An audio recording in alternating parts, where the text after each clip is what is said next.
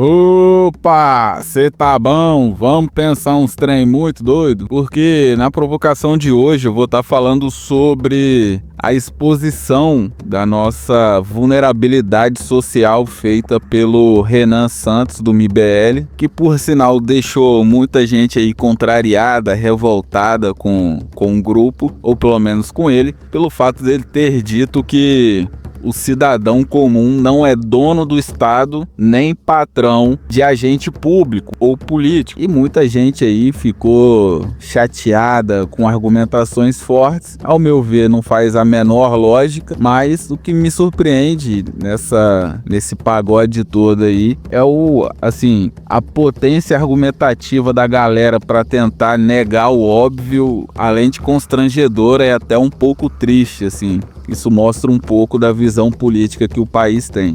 Concordo com praticamente todos os argumentos que o Renan citou, porém, nessa provocação eu vou desmenti-lo pelo fato que sim, existe uma maneira de você se tornar patrão do agente público ou político. Antes de te contar como vou fazer isso, vamos fazer aquele trato. Hoje eu vou trazer um trato um pouco diferente pelo fato de que o YouTube está amarrando aí a minha monetização e tá meio pegado ficar produzindo sem receber nada. Então você que já acompanha o canal, vou deixar aqui o QR Code do LivePix. Se puder fazer aí uma contribuição de R$6, todo mês sai 12 provocações, só vai estar saindo aí 50 centavos por provocação. Assim você me ajuda a dar um tapa no canal, dar uma evoluída, pegar aí um PC melhor, fazer umas edições melhores. E para você que não acompanha muito o canal, para não ser um mercenário, as provocações são divididas em 3 blocos. Se no primeiro bloco te trouxer alguma reflexão, você deixa aí o seu like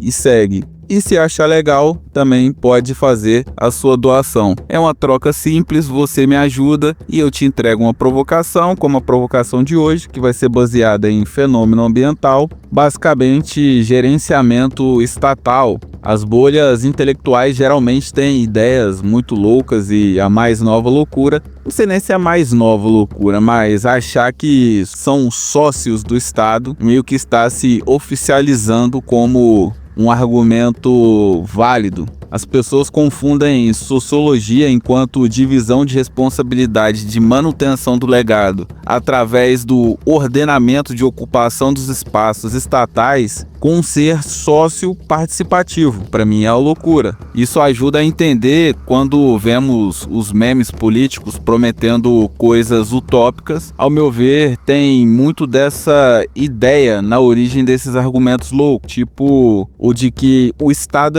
é nosso e o servidor é o nosso empregado.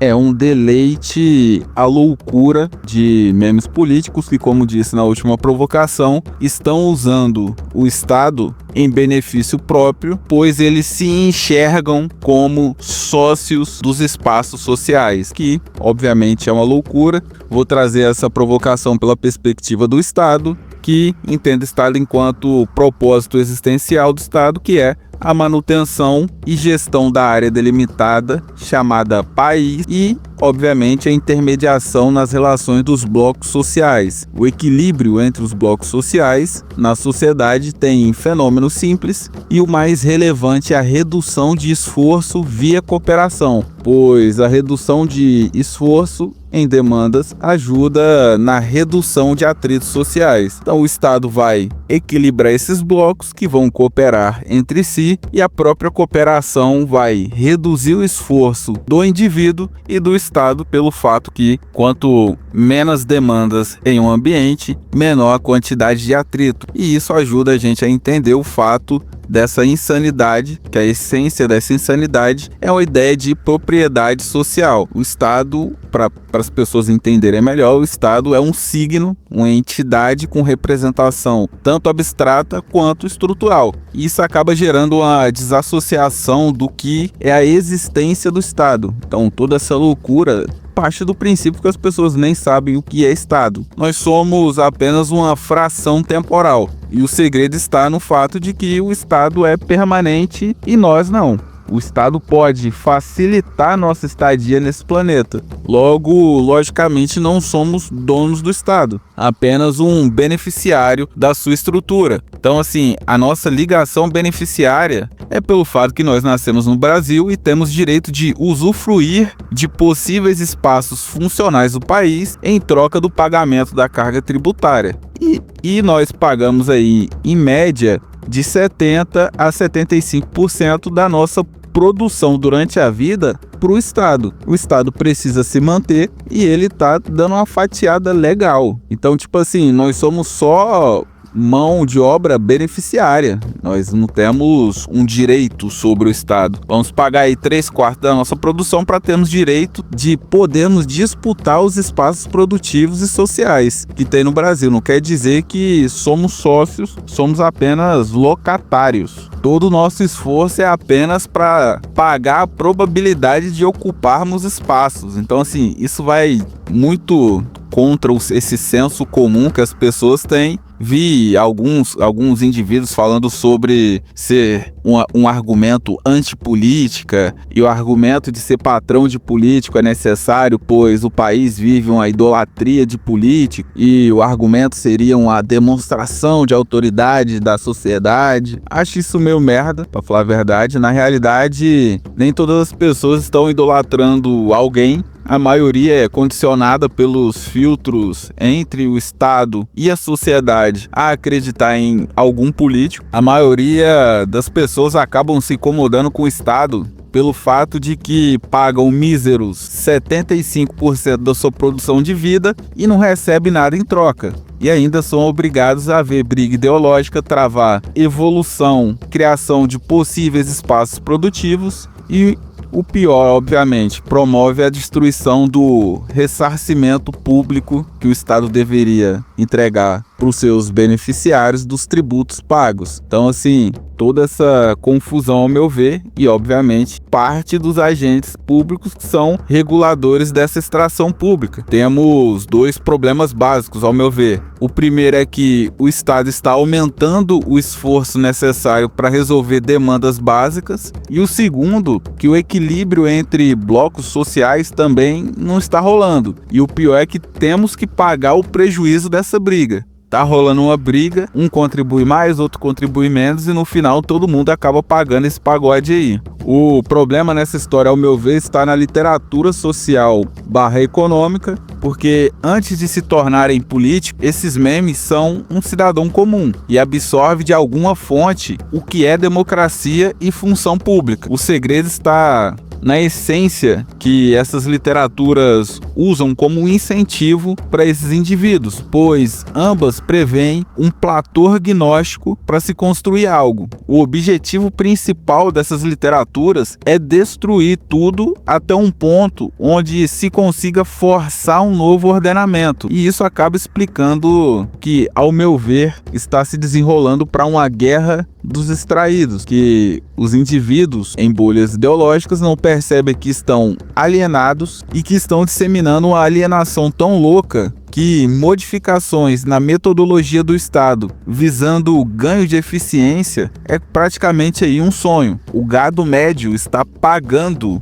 e se esforçando para ajudar a destruir a própria estrutura que tem como função o auxiliar a se esforçar menos para evoluir na vida. Então, assim, visando uma estrutura perfeita que será construída depois que se destruir e vender tudo para a elite que odeia os próprios indivíduos. O que, na minha opinião, é muito louco, porque é uma espécie de luta pela utopia, pelo simples fato de que essa luta no Brasil por um platô de transformação, um platô gnóstico social utópico, é baseada em medo. A esquerda tem medo da hierarquização econômica, gerando uma espécie de destino traçado, aquela velha história de a elite sempre vai continuar elite se a gente não destruir tudo, e a direita está com medo da instabilidade popular, gerando interferência na produção. Então é aquilo lá, não, tem que privatizar, porque se privatizar o governo não vai poder mandar e a empresa vai conseguir evoluir e se manter. E obviamente isso não vem acontecendo. Então assim, os medos de ambos os lados seriam reduzidos se o Estado fosse minimamente competitivo e metodológico dentro do seu próprio mercado, absorvendo aí uma parcela maior do dinheiro que ele mesmo imprime. O Zé Gato consegue manter uma operadora de internet de maneira sustentável e o governo não. Então, antes que você me chame de socialista, só dê uma olhadinha nessa conta. Vamos supor aí que o Estado absorva, 20% dos 130 milhões de pessoas que têm uma renda no Brasil. 130 milhões de pessoas conseguem movimentar dinheiro. Então vai estar dando aí 26 milhões vezes um ticket médio aí de R$100 dentro de, vamos colocar aí algo em torno de 40 mercados possíveis. Pega aí telefonia, internet, água, luz, 104 bilhões por mês vezes 12, 1.248 bi, o que daria para pagar aí previdência e em poucos anos aí, sei lá, uns 6, 7 anos daria para pagar a dívida externa no Brasil, só do fato do Brasil ser minimamente competitivo no mercado. Então assim, na minha opinião, é só questão de regulagem estrutural. Se o Zé da esquina consegue ter metodologia, por que o governo não dá conta? O problema todo é que além do Brasil ser atrasado metodologicamente e ter a sua literatura baseada em destruição, a gente ainda tem uma espécie de guerra de subsídio nos bastidores. A política acabou virando aí luta de grupo de interesse que sabem que se perder a ajuda estatal vão afundar, já que essa conexão foi forçada pelo Estado ao longo do tempo e acabou gerando aí anomalias na sustentabilidade de praticamente todos os mercados e grupos de interesses, sejam eles conectados com as demandas mais à direita ou com demandas mais à esquerda. Então assim, ao invés de equilibrar a disputa entre os blocos, o Estado positivista está gerando guerra de interesse no próprio país. Aí você vê a cultura, que é o mercado mais à esquerda, tentando interferir na política, você vê o agro mais à direita tentando também interferir na política. Ambos sabem que se um lado for vencedor nessa história, o outro vai perder subsídio, então é meio que acaba virando aí uma guerra. Então assim, estamos em um ponto que acho difícil haver alguma mudança, pois a discussão do Estado sobre o Estado por parte dos possíveis próximos agentes públicos é a princípio de redução de gasto e auxílio dos outros grupos. Assim, discutir competitividade no mercado que o próprio Estado inunda com dinheiro artificial jamais será dito, pois ambos os lados não querem perder a sua mãozinha amiga, e para o Estado se tornar mais competitivo ele teria que meio que liquidar todas as posições que ele tem no mercado, questão de subsídio. E obviamente isso acaba gerando aí um certo poder sintético, um poder não natural, pelo fato que os indivíduos que assistem esse fim melancólico do Estado acabam sendo coagidos a votar em um herói institucional que vai salvar o bolso, alguma coisa, a cultura, banco e até empresa privada dos amigos do rei, que acaba gerando essa sensação de sócio no indivíduo, pois ele e o agente público ou político estão lutando pela mesma coisa. O indivíduo acha que vai ganhar algo, só que a gente sabe que apenas um realmente acaba ganhando. E obviamente, além de ajudar a instituição que ele tem algum vínculo, ele também sabe que se não apoiar um dos lados, vão viver uma visão positivista que ignora a natureza dos indivíduos, os forçando a integrarem um arranjo social que possivelmente vai ignorar as suas demandas individuais em prol de uma grande ideia macro que só vai fazer com que aumente essa alienação social. Eu sei que, como já disse antes, essa ideia do ser sócio do Estado é para quebrar a alienação. Só que, cara, ao meu ver, fica evidente que não vai dar muito certo pelo fato de ignorarmos a nossa própria finitude existencial. Falta um certo senso de proporcionalidade. Nós que vamos ficar aqui no planeta, sei lá, 80 anos, acharmos que somos donos do Estado, coisa que sabemos que não somos. Então, assim, não sabemos nem o que é o Estado. Meio que para piorar, essa crise acabou gerando também essa coação de se apegar a alguma instituição que está afundando junto com o Estado. Então, meio que isso culminou na massa, nessa alienação que as pessoas falam. Ao meu ver, é só a massa apoiando o lado que está tentando salvar a instituição, que ela tem algum envolvimento. Meio que, ao meu ver, não é culpa da massa em si, mas sim ela olhando para a estrutura que sustenta ela, falando, bom, se o Estado quebrar, a minha instituição também vai quebrar. Então, assim, independente se é uma posição irreal que te afasta da realidade ou não, vai ter o apoio porque é o ganha-pão da pessoa.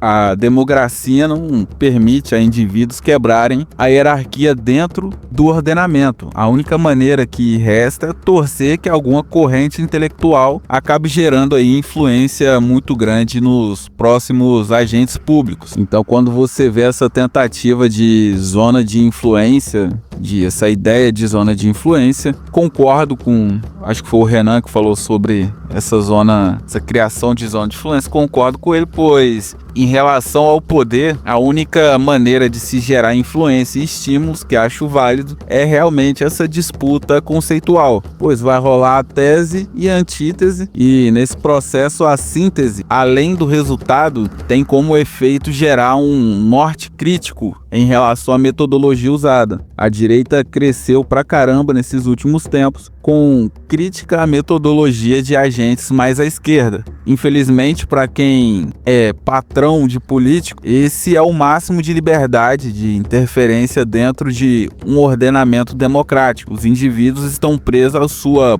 potência social se quiser gerar influência em meme político.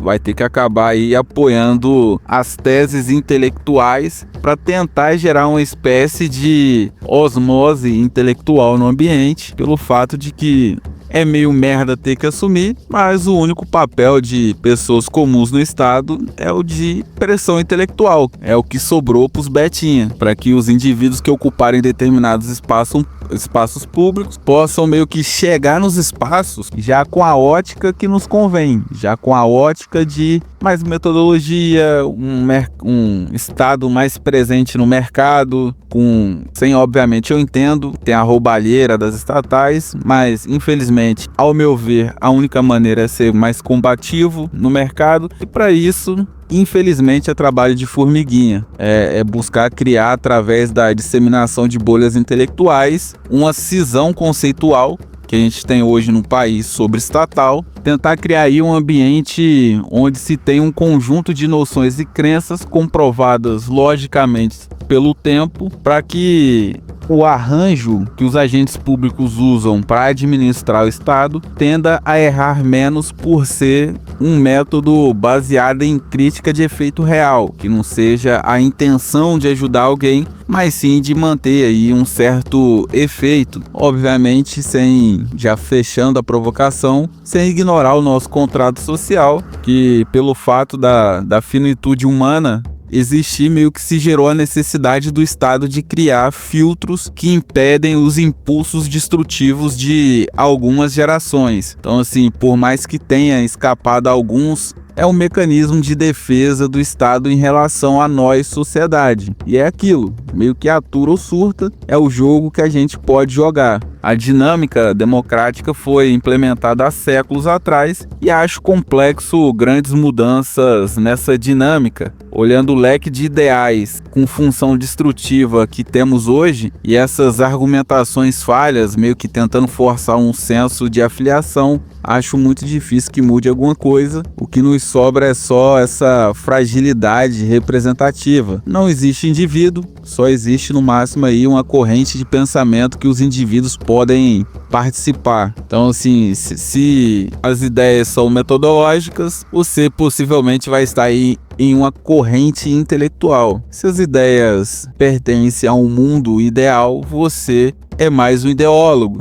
que eu quero dizer com isso? Existe o jogo político e existem duas correntes de pensamento, uma mais intelectual e a outra mais ideológica. A ideológica está falando que você é patrão, que você é dono, e acredito que consegui provar que você não é isso. E tem a intelectual que só quer aplicar metodologias para aumentar a eficiência do mercado. Acho que você entendeu que somos no máximo hospedeiros pedintes que se juntam para conseguir algum desafogo da estrutura que nos extrai, e obviamente deve estar aí pensando a sua sensação de autoridade, que normalmente foi nos passado como algo normal. A única coisa que eu posso te dizer para finalizar, e já finalizando a provocação, é que o seu pico de autoridade é dar autoridade para outro indivíduo possivelmente te roubar.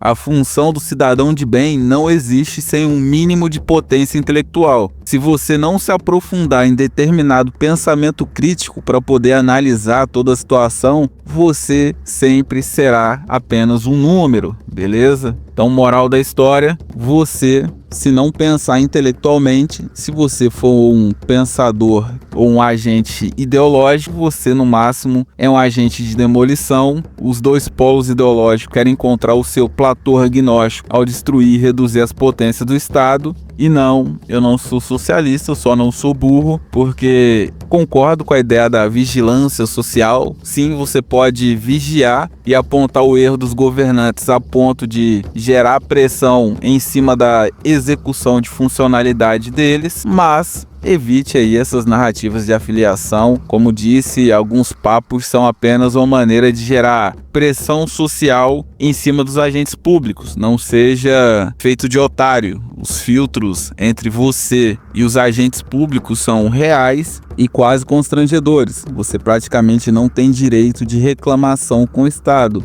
Então, procure uma bolha intelectual, não seja um ideólogo, não existe um mundo perfeito, temos muitas contradições sociais para que haja uma grande fórmula salvadora. Faça parte aí de uma corrente minimamente metodológica e analítica, com, obviamente, foco metodológico. A literatura da direita e esquerda se resumem a custo de vida e acesso produtivo. Eles criam várias pulverizações ideológicas, mas no fim, se tu reduzir o imposto e carga tributária, você reduz o custo de vida e automaticamente você vai ter acesso produtivo. Então, assim, qualquer coisa que se afaste da resolução dessas duas demandas é só perfumaria. Fuja do senso comum. A romantização do voto é só a maneira de manter a ordem, pois sempre haverá esperança de mudança, uma espécie de torcida organizada. E por fim, toda provocação é revolta de Atlas. Retire crédito desse sistema desgraçado, retire a autoridade.